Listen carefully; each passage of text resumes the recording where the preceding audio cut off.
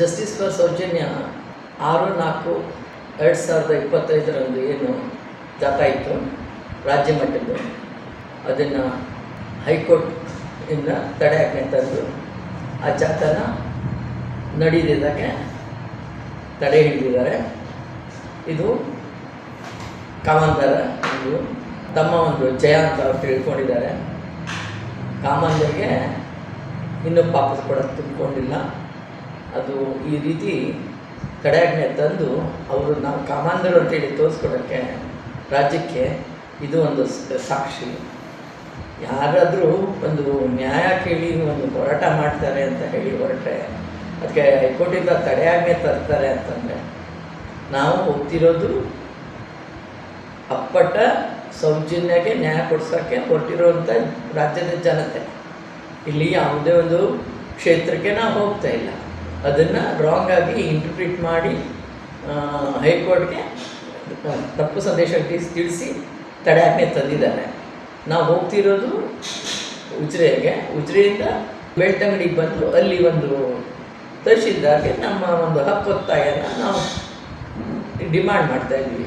ಹಕ್ಕೊತ್ತಾಯ ಅಂತಂದರೆ special court ಮತ್ತು high court ಆದೇಶ ಮಾಡಿದ್ದಾರೆ, ಸೌಜನ್ಯ ಕೇಸಲ್ಲಿ ಎಕ್ವಿಟಿ ಕಮಿಟಿ ಬೇಕು ರಚನೆ ಮಾಡಿ ಅಂತ ಸರ್ಕಾರಕ್ಕೆ 2 ವರ್ಷದ ಹಿಂದೆಯೇ ಇದನ್ನು ತಿಳಿಸಿದ್ದಾರೆ. ಇವತ್ತವರೆಗೂ ಕಮಿಟಿ ರಚನೆ ಆಗಿಲ್ಲ.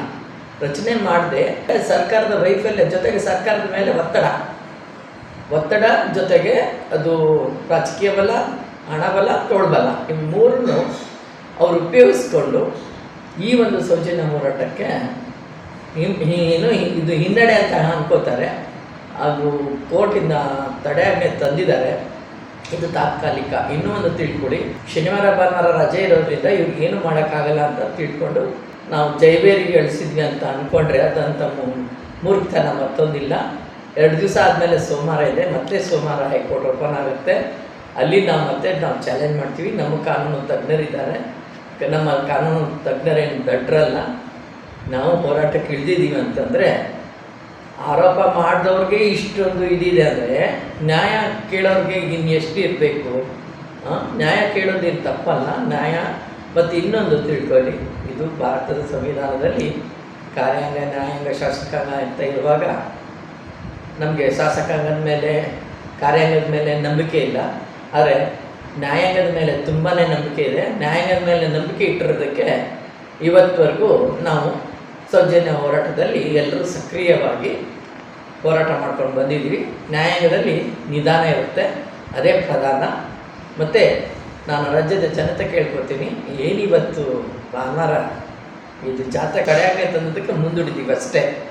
ಬುಧವಾರ ಆಗ್ಬೋದು, ಮತ್ತು ಅವರ ದಿವಸ ಆಗ್ಬೋದು, ಅದು ಮುಂದಿನಗಳಲ್ಲಿ ಮಹೇಶಣ್ಣ ಹೇಳ್ತಾರೆ. ಆದರೆ ಏನೇ ಆದರೂ ಎಲ್ಲ ಆಗೋದು ಒಳ್ಳೆಯದಕ್ಕೆ ನಾವು ಭಾವಿಸ್ತೀವಿ. 13 ವರ್ಷ ಹೋರಾಟ ಮಾಡಿ 1-2 ದಿವಸದಲ್ಲಿ ಏನೋ ಇದು ಮುಂದಕ್ಕೆ ಹೋದರೆ ನಮಗೇನೂ ಆಗೋದಿಲ್ಲ. 13 ವರ್ಷನೇ ಮಹೇಶಣ್ಣ ಹೋರಾಟ ಮಾಡ್ಕೊಂಡು ಬಂದಿದ್ದಾರೆ. ಅದು ನಮ್ಮ ಗಮನದಲ್ಲಿರಬೇಕು. ಪ್ರತಿಯೊಬ್ಬ ರಾಜ್ಯದ ಜನತೆ ಗೊತ್ತಿರಬೇಕು. ಎಲ್ಲ ಹೋರಾಟಗಾರರಲ್ಲಿ ಮನವಿ ಮಾಡ್ಕೊಡ್ತೀನಿ, ಏನು ನೀವು 6-4ಕ್ಕೆ ಬರ್ತಿದ್ರಿ, ಅದಕ್ಕಿಂತ ಹೆಚ್ಚಿನದಾಗಿ ನೀವೆಲ್ಲರೂ ಮುಂದಿನ ದಿವಸ ದಿನಾಂಕ ತಿಳಿಸಿದಾಗ ನಿಮ್ಮ ಜೊತೆ 1+1 ಇಲ್ಲ 1+5 ಹೀಗೆ ಇದು ಮಾಡಿಕೊಂಡು ಅವತ್ತಿನ ಜಾತಕ್ಕೆ ನೀವೆಲ್ಲ ಜಾಯ್ನ್ ಆಗಿ ಅಂತ ಹೇಳ್ತಾ, ಯಾವುದೇ ಒಂದು ಹೋರಾಟ ಮಾಡ್ತಿದ್ದಾರೆ ಅಂದರೆ ಯಾಕೆ ಮಾಡ್ತಿದ್ದಾರೆ ಅಂದರೆ ಕಾಮಾಂಧರ ಒಂದು ಅಟ್ಟಹಾಸ ಮೆರೀತಿದೆ. ಸೌಜನ್ಯದ ಒಂದು ಇದು ಕೊಲೆ ಆಗಿಲ್ಲ, ಅತ್ಯಾಚಾರ ಆಗಿ ಕೊಲೆ ಆಗಿಲ್ಲ. ಅಲ್ಲಿ ವೆದರಲ್ಲಿದ್ದಾಗಿದೆ, ಮತ್ತು ಆನೆ ಮಾತದ ಜೋಡಿ ಕೊಲೆ ಆಗಿದೆ. ಮತ್ತು ಇನ್ನೂ ಎಷ್ಟು ಉಗ್ರಪ್ಪ ಅವರು ಒಂದು ಸ್ಟೇಟ್ ಕಮಿಟಿ ಅಧ್ಯಕ್ಷರಾದಾಗ ಒಂದು ರಿಪೋರ್ಟ್ ಕೊಡ್ತಾರೆ. ಅದರಲ್ಲೂ ಅವರು ಹೇಳಿದ್ದಾರೆ ಎಷ್ಟು ಎಲ್ಲ UDC ಮಾಡಿರ್ತಾರೆ. UDC ಇಸ್ ನಥಿಂಗ್ ಬಟ್ ಇದು ಅನ್ಯಾಚುರಲ್ ಡೆತ್ ಅಂತ ಸರ್ಟಿಫೈ ಮಾಡ್ತಾರೆ. ಅದೆಲ್ಲ ರೇಪ್ ಆ್ಯಂಡ್ ಮರ್ಡರ್ ಕೇಸ್ಗಳಿಗೆ UCD ಅಂತ ಹೇಳಿ ಕೊಟ್ಬಿಟ್ಟು ಕೇಸ್ನ ಮುಚ್ಚಾಕಿದ್ದಾರೆ. ಆ ಎಲ್ಲ ಕೇಸು ರಿಪೋರ್ಟ್ ಪ್ರಕಾರ, ಉಗ್ರಪ್ಪ ಅವರ ರಿಪೋರ್ಟ್ ಪ್ರಕಾರ ಎಲ್ಲ ಕೇಸ್ಗಳು ಹೊರತೆಗಿಬೇಕು. ಅದ್ರ ಬಗ್ಗೆ ತನಿಖೆ ಆಗಬೇಕು. ಅದು ನಮ್ಮ ಒಂದು ಹೋರಾಟ. ಮತ್ತು ಹಾಗೆ ಸೌಜನ್ಯ ಹೆಲ್ಪ್ಲೈನ್ ಬೇಕು.